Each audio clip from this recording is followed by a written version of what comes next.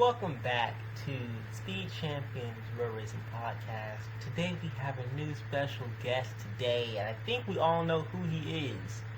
The great legendary Printed 77, the defending IndyCar champion for both seasons. Welcome to the podcast, brother.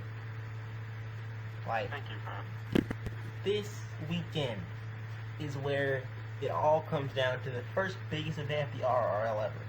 It's the Indy 500, first annual race, full 200 laps. How do you feel about this? What's your mindset going into this race, man? What do you think is going to happen here? Well, I mean, not too confident because I'm going to be starting towards the back of the pack because of really short qualifying I had. But, I mean, I could probably make a ton of positions on the restart. Probably lead a couple laps, but still have Kevin on my rear end. And that'll pressure me a lot. Yeah, speaking of Kevin, because of how big this event is, and we all's history, which we will bring up in a short second, though. What do you think is your confidence level in a sense of how long you'll last in this race? Do you think you're going to be able to, stay in it for the long run? Or do you think it's going to be more of a endurance or more of an aggression race for you? What do you think it is? I think it's more of who has the better lines going into the corners. And yeah, more endurance of how long we can last fighting each other for position. But Kevin's a really good driver. We're tied in points right now, so whoever finishes ahead will have the championship lead confirmed for now. But I don't know. My confidence not too high because I have Kevin probably joining. But yeah, we both are actually starting at the back because I don't think Kevin would qualify either. So, I mean, it'll be something to see on Sunday and something to see for the Indy drivers for sure. Yeah. So also too, the last Indy 500. Speaking of Kevin, we all saw with that 45 lap race, I think it was, how much of an epic battle that was. We watched it. It was from the very start of the race, lap after lap. Y'all just traded positions like every 6 laps, every 2 laps, sometimes near the end.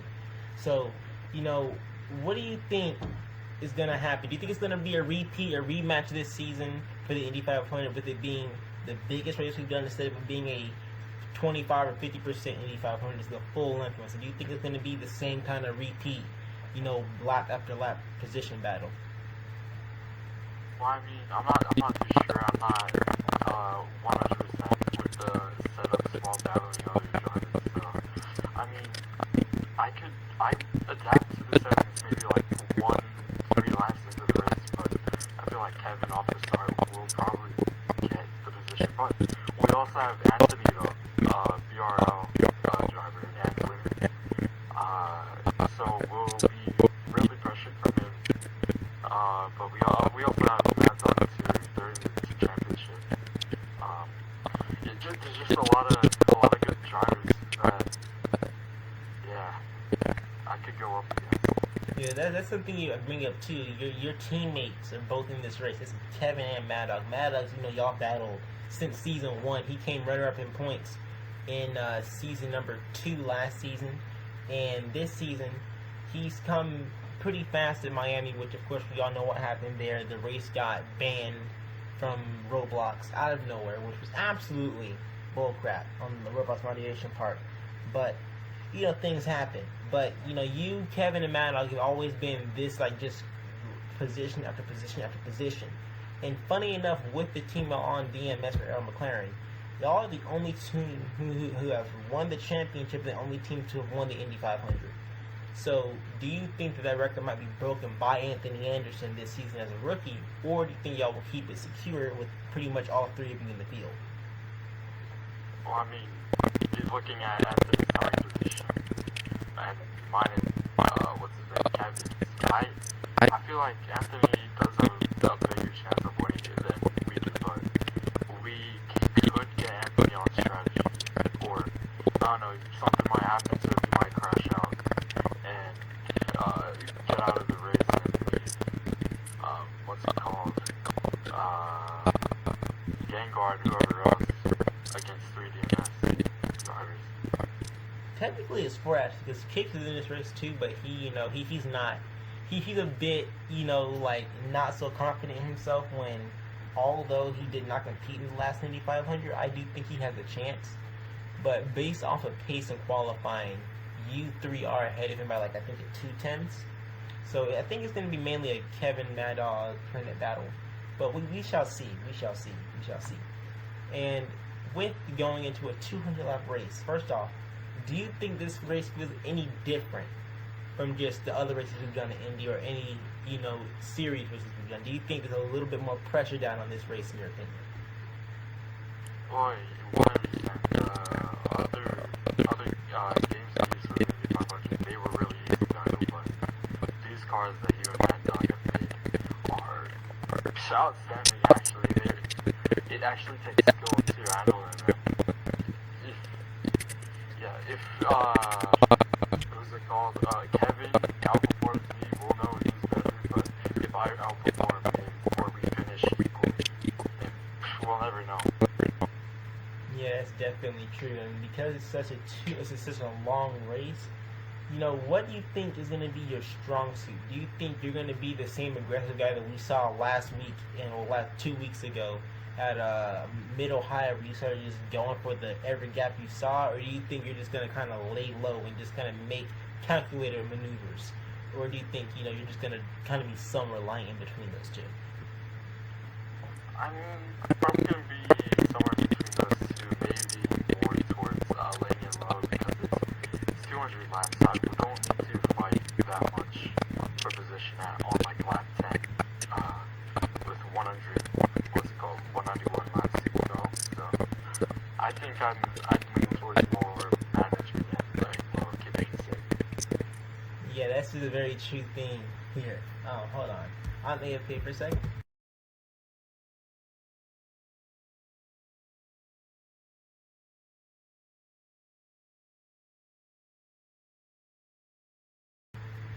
Okay, so I am back. But so with the drivers that you see in this race, in fact, let's just go over the starting lineup for the Indy 500 this season, because we have a lot of new faces into the series that I do expect some of them to be a slight challenge, but at the same time, some of them might not. So, for instance, Gengar, he got the pole position for the Indy 500 with a 46.319. And Anthony got a 46.335. Rillup, who's interestingly a rookie who did not finish a single race this season, yet started and won at Miami, and he's starting third. Now, Anthony and Rillup are guys you've seen, they race in the same league. We do KRE. We've seen them before. They're pretty standardly good drivers. Do you think that Rillup in particular is going to be a driver that is going to be up in the front most of the race? Do you think he's going to wreck out early? Because we know that you guys have battled. We've seen y'all guys in preseason testing. Y'all battled before, but he consistently was wrecking against your car. So do you think that he's a bit too aggressive in battling you, or just battling in general?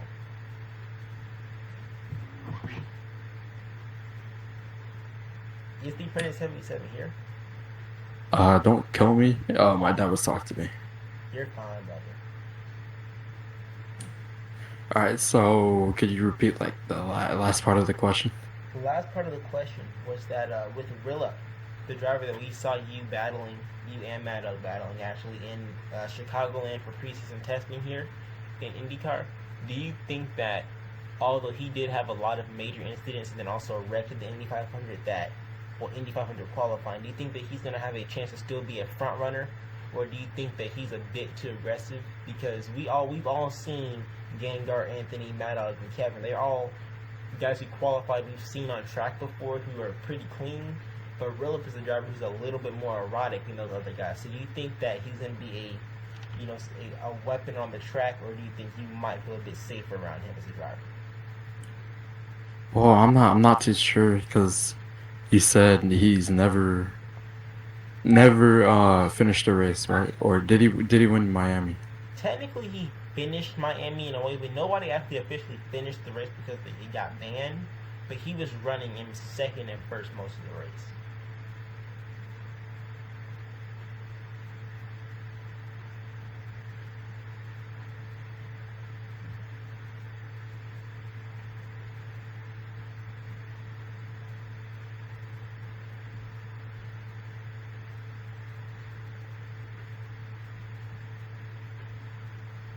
Planet 77 has muted himself.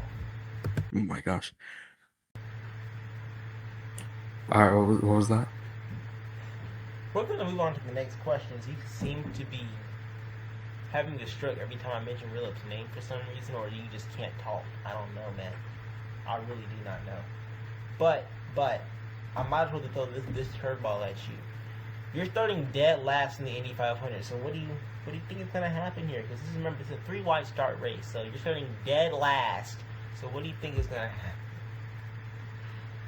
I mean, dead last, it's best position to avoid any wrecks going into the first corner, which I think there probably will be. So it's not really that big of a loss starting in the back. But again, they're really good drivers, so I think they could avoid first corner wreck. So yeah, if they manage that, I don't know. I think it'll take me a bit to get to the front with how weak the draft is on the cars. Yeah, that's definitely going to be a long run to get to the front for a lot of drivers, but it's very interesting because too the draft, the weaker aero package draft that was set up for the Indy 500 is kind of interesting at the same time, because it proves to be a setup where you're forced to have a better racing line than it is always being in the draft, because most of the time you could be slow at Indy, catch up, but now if you're slow and you're not in the draft, you're cooked. So that's a very interesting thing, and we all of course hope that you do well, but there's no guarantees. So getting into the race this weekend, aside from Kevin, obviously, who do you think is the biggest threat to your win this weekend? Who do you think is going to most likely be someone you're going to have to deal with for all 200 laps and hate having to deal with them? Probably, I'd say the Anthony Anderson. Probably gonna have to deal with him a ton. I don't know if he's a champion in Bubbles IndyCar or whatever, but I know he's a winner. This is true. We've seen him race in the Bubbles IndyCar series before, but though this league here is slightly different because these are more custom aero packages, and he's not used to these cars either. He's only run qualifying, so he's definitely. I mean, he's second, starting P2, so I mean, he's definitely a threat. And surprisingly, Kevin is starting second to last, which is unheard of in any race ever. But it is what it is in Indianapolis. So, I mean, that's a very interesting threat because Anthony being a rookie and this 2-time champion, back-to-back champion at that, and previous Indy 500 winner, saying that he's a threat means that that's going to be an interesting battle. We're going to be excited to see it. But this all depends on whether or not one of y'all 5 make an incident. Speaking of incidents, though, what mistake do you think most people will make that ruins Indy 500 or takes them out of it quite early? What do you think your top 3 mistakes most rookies make, or just drivers in general make at Indy? Oh my goodness. My first 2 are pretty similar to each other. Probably entering too high, you getting super tight mid corner and hitting the wall. And then my second one would be entering perfectly, but getting too much rotation in the corner, hitting the apron, sliding up into into the wall. And then yeah, we've seen it before with oh no, actually it didn't happen to me, but we've seen it before with people practicing. You hit the wall, you absolutely lose all your grip, and then risk flipping your car. And then the first one probably would be, or my last and third one would probably be the moves that some people will try, like on the restarts, like we've seen with me. I don't know who it was, but someone absolutely killed me into the mid turn 1 and 2 barrier. This is true. We saw that in the Indy 500 pre-race testing a couple weeks back. I remember we had your onboard camera for it too. It's on your halo. You got absolutely killed. Like, you went into that barrier and you just did a somersault. Somehow you walked out of the incident okay, which is absolutely insane. But somehow, some way, it was perfect. So I can't even lie to you. That is a very, very true statement. Because, you know, I mean, we've seen it, you know, the slightest incidents are the ones that cause the huge accident. So that's going to be something that is highly watched out for. But now, here come the last two best questions of the night. What do you think with these final 10 laps that were coming down? We're getting to lap 190 out of 200. What do you think is going to be going through your mind during those last 10 laps of the Indy 500 if you're in the front? What's going to be your mindset at that moment? Well, I mean, all I'm thinking about is positioning my car in best place possible to gain time on the leader and probably take it. But if I'm leading last 10 laps, probably how would I defend against Kevin or Anthony behind me. But yeah, who knows? I'm not really used to the setups. I don't think anyone really is, besides Gengar, because he has pole position. But I feel like actually, if I made qualifying, I would have been on pole because my average times were 46 ones and 46 zeros. So I don't know if I did qualifying fully all 4 laps. I don't know. I'd probably be on pole, but I do have the tendency to go on the apron and wash out. Yeah, that's something interesting too, because back to what you're saying about the defending part, that's what's something very, very interesting that happens with a lot of leaders, because sometimes they forget that you can't block an IndyCar, but you can defend. How it's a very fine line between the two, because you can try and block and stop a line from opening up, but you can only make one defensive maneuver per street. You have to go back up to the racing line. That's not considered a blocking maneuver. So if a leader can easily lose the race by blocking a driver trying to overtake them after they've already made the maneuver. So that's something to watch out for, because we've seen that happen in real IndyCar before, but here in the WYS IndyCar series, it hasn't happened quite yet, but we've seen it get very controversial at that, especially at the race in Texas with Kevin and Kix. So that's going to be something very interesting to watch out for. But we have now the final question, which I think every driver is asking themselves. All 8 drivers are asking themselves this one question, and I'm asking it you here tonight. Do you think you're winning this Indy 500, and do you think you're going to be the first ever annual Indy 500 winner for the RRL? I mean, I'm not too confident in this Indy 500. I feel like if I don't win, either Kevin or Anthony will, or maybe a surprise winner that we've never seen before. Someone could end the DMS Indy 500 streak, or someone could continue it, but we'll never know until the end of Sunday. Yeah, that's true. You know, yeah, because the I can tell, like, you know, we sound like we're in for a battle here, because I've never heard Prentice ever say outside of this event that he is like not confident in a race win. Even at Daytona, last time in the IPWC, just 3 months ago, he was confident that he was going to have a chance to win. Indy 500 this Sunday, he is shaking in his socks, as some people like to say. And that's something very uncommon for him. But hey, we do think that this is going to be an amazing race.